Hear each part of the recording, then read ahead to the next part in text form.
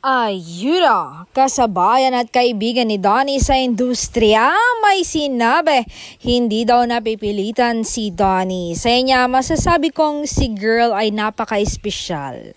Kasi hindi ganyang kasaya at kakalog dati sa mga naging collab team niya. Ngayon ay chill lang siya. Relax na relax, hindi kagaya dati. Sorry to say these words pero totoo, tila pilit lang siya noon. Kasi noon, nonchalant lang siya. But now, ang laki na ng pinagbago niya at nagulat kami noon. Ang special talaga ni girl kasi napalabas niya ang OA side niya.